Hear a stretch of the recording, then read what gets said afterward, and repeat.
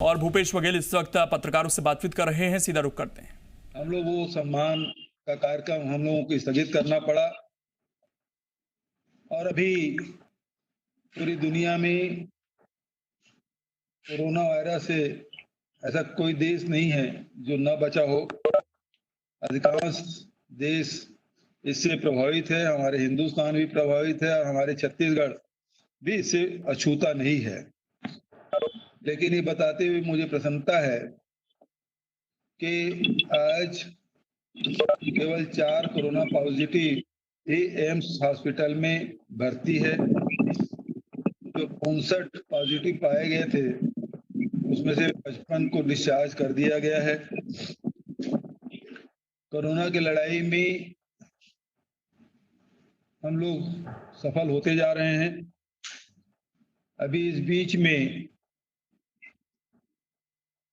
श्रमिकों का आना जाना शुरू हुआ है। बहुत सारी ट्रेनें हमारे छत्तीसगढ़ आ चुकी है और बहुत सारी ट्रेनें आने वाली है। हजारों के तादाद में मजदूर आ रहे हैं, उनके लिए भी क्वारंटाइन की व्यवस्था की गई है, क्योंकि श्रमिक सीधा आके अपने हेल्थ चेकअप कराने के बाद सीधा उन्हें गांव रवाना किया जा रहा है। जी। ऐसे में 16,499 क्वारंटाइन सेंटर पूरे प्रदेश में बनाया गया है। 600 से अधिक क्वारंटाइन सेंटर जो सीमावर्ती क्षेत्र है, बॉर्डर में भी बनाए गए हैं। तो इस प्रकार से व्यवस्था की गई है।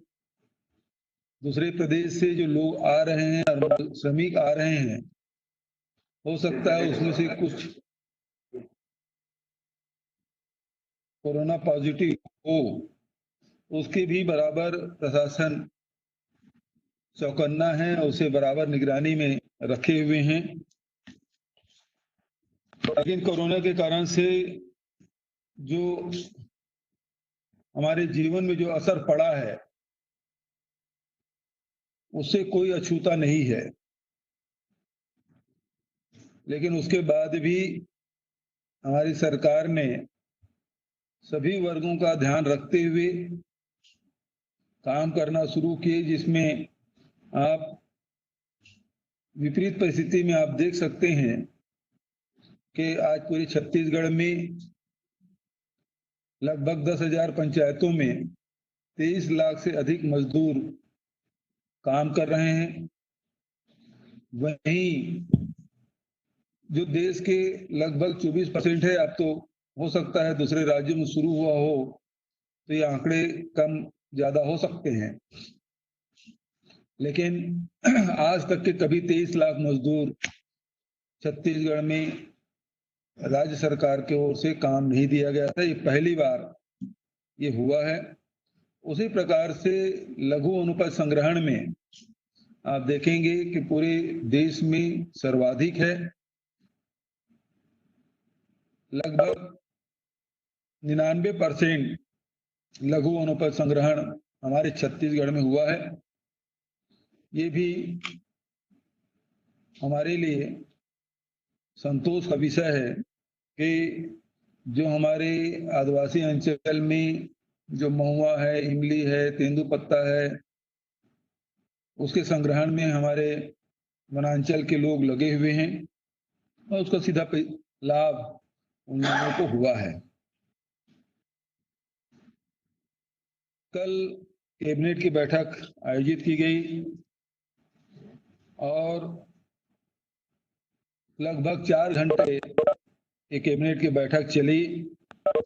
बहुत सारे महत्वपूर्ण निर्णय लिए गए और उसमें जो बहुप्रतीक्षित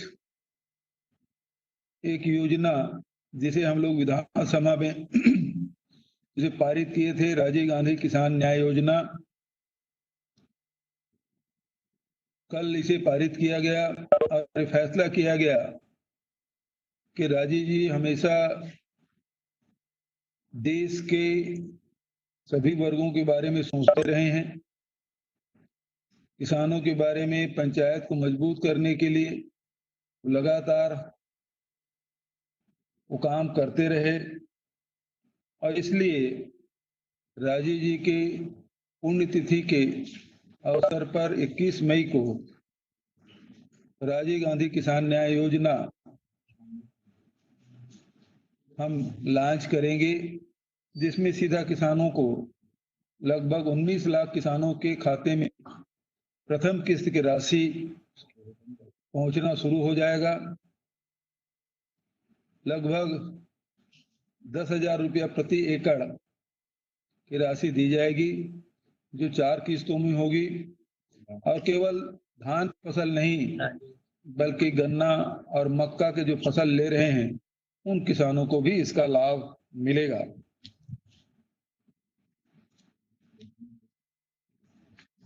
दलहन तिलहन के लिए भी आगामी वर्ष के लिए निर्णय लिए गए हैं, जहां पूरे देश में आर्थिक स्थिति लोगों की खराब होती जा रही है, उद्योग धंधे बंद हो गए हैं, किसानों को अपनी उपज बेचने के लिए परेशानी हो रही है। वहीं छत्तीसगढ़ सरकार ने एक महत्वाकांक्षी योजना, जहां मजदूरों को ताकतवर बनाने का काम छत्तीसगढ़ सरकार कर रही है, वनांचल में रहने वाले लोगों को उसका आर्थिक मजबूती प्रदान करने का काम कर रही है।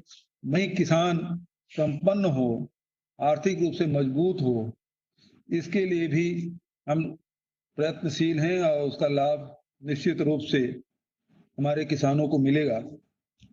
कल और जो महत्वपूर्ण फैसले लिए गए उसमें हमारे सभी जिलों में कम से कम एक और नगरीय निकाय क्षेत्र में भी एक पंजीकृत सोसाइटी के माध्यम से हिंदी और अंग्रेजी माध्यम के शालाओं का संचालन किया जाएगा।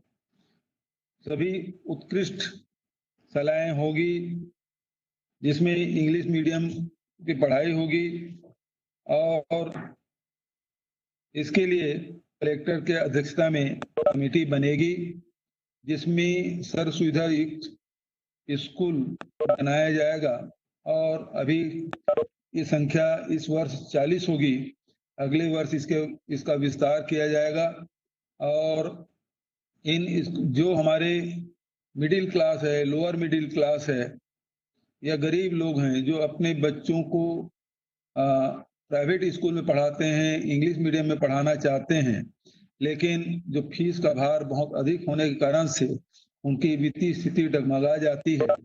ऐसे में शासन के द्वारा ये योजना लागू करके उन लोगों को मदद करने की है जो भारी भरकम फीस जमा नहीं कर पाते। विकासखंड मुख्यालयों में 10वीं से लेके 11वीं और 12वीं की पढ़ाई के साथ साथ विद्यार्थियों के लिए ITI का रोजगार परक सर्टिफिकेट कोर्स प्रारंभ करने का भी निर्णय लिया गया है। औद्योगिक नीति 2019-24 में बेस्पोक पॉलिसी के तहत छत्तीसगढ़ राज्य में बायोइथेनॉल उत्पाद इकाइयों की स्थापना हेतु विशेष प्रोत्साहन पैकेज का अनुमोदन किया गया है। जो धान हमारे पास सरप्लस रह जाते हैं, इस साल भी लगभग 10 लाख मीट्रिक टन धान हमारे पास सरप्लस है। भारत सरकार केवल 24 लाख मीट्रिक टन ही चावल लेने की सहमति प्रदान की है और 31 लाख मीट्रिक टन के लिए हमने निवेदन किया भारत सरकार को और ये स्थिति हर साल बनने वाली है, बल्कि आने वाले वर्षों में उत्पादन और बढ़ेगा। तो ये जो हमारे पास सरप्लस चावल और बढ़ेगा, ऐसे में बायोइथेनॉल इकाई की स्थापना के लिए एक महत्वाकांक्षी योजना के लिए कल फैसला किया गया है। उसी प्रकार से खरीफ विपणन वर्ष 2019-20 के समर्थन मूल्य पर उपार्जित धान के निराकरण के लिए गठित राज्य स्तरीय समिति के प्रस्तुत सुझावों पर विचार विमर्श किया गया, जिसके बारे में पहले ही चर्चा कर चुका हूं। और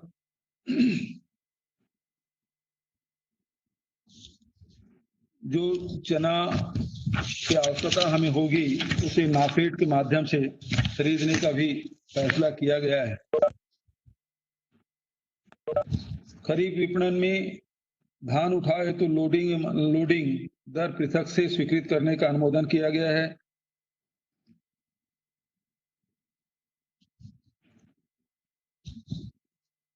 एक महत्वपूर्ण फैसला कल हमने किया कि छत्तीसगढ़ में संपूर्ण लॉकडाउन के फलस्वरूप यात्री वाहनों, माल वाहनों, स्कूल, सिटी बस एवं प्राइवेट सेवायान बसों के देय मासिक त्रैमासिक कर में आंशिक छूट के साथ जमा करने की अवधि 30 जून तक बढ़ाने और बसों के 2 माह और ट्रकों के 1 माह टैक्स की राशि माफ करने का भी निर्णय कल के कैबिनेट में लिया गया। वहीं नजूल के स्थायी पट्टों की भूमि को फ्री होल्ड किए जाने की शर्त सहित अनुमोदन किया गया। बस्तर में हमारी जीवनदायिनी नदियां हैं, लेकिन सिंचाई रकबा बहुत कम है, न्यून है। छत्तीसगढ़ बनने के बाद भी उसमें कोई वृद्धि नहीं हुई है। उसको ध्यान में रखते हुए बोधघाट बहुउद्देशीय परियोजना के सर्वेक्षण, इन्वेस्टिगेशन और डीपीआर तैयार करने का प्रस्ताव का अनुमोदन किया गया है। छत्तीसगढ़ राज्य में कोविड 2019 महामारी को दृष्टिगत रखते हुए देशी और विदेशी मदिरा के विक्रय पर विशेष कोरोना शुल्क अधिरोपित करने का निर्णय लिया गया है। छत्तीसगढ़ सरकार सभी शहरी परिवारों को 2 कमरों का पक्का आवास दिलाने हेतु प्रतिबद्ध है। इस कड़ी में आज मोर जमीन मोर मकान योजना के तहत 40,000 अतिरिक्त आवास बनाने का निर्णय लिया गया है। इसके साथ ही मोर आवास मोर चिन्हारी योजना के तहत अब किराएदारों को भी समाहित करते हुए न्यूनतम दर पर आवास उपलब्ध कराने का निर्णय लिया गया है। प्रदेश के सभी नगरीय निकायों में स्वयं की निधि अथवा अन्य किसी मद से शासकीय भूमि पर निर्मित दुकानों के आवंटन हेतु एक बार में एकमुश्त निपटान का निर्णय लिया गया है। जिस शासकीय भूमि पर दुकान निर्मित है उस भूमि के आवंटन के लिए आयुक्त मुख्य नगर पालिका अधिकारी द्वारा मांग किए जाने पर 1 रुपया प्रति वर्ग फुट के दर पर कलेक्टर द्वारा आवंटित की जाएगी।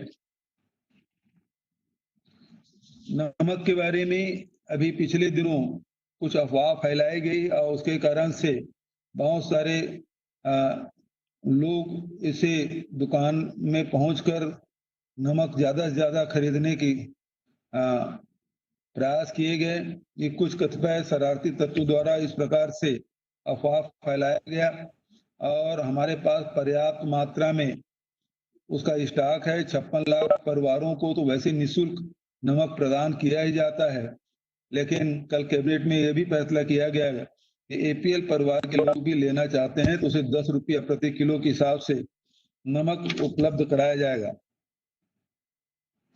जमीन के खरीदी बिक्री में पिछले साल हमने 30% तक की छूट दी थी, जिसे 30 जून 2020 तक के बढ़ा दी गई थी, लेकिन कल कैबिनेट में फैसला हुआ अब इसे पूरे वर्ष के लिए बढ़ा दिया गया है। ये करीब जो कल कैबिनेट में जो फैसले हुए हैं उसके बारे में मैंने आप सबको जानकारी दी। अभी बहुत सारे काम पूरे छत्तीसगढ़ में करने की आवश्यकता है, जिसमें हमारे औद्योगिक क्षेत्र है, व्यवसायिक क्षेत्र है।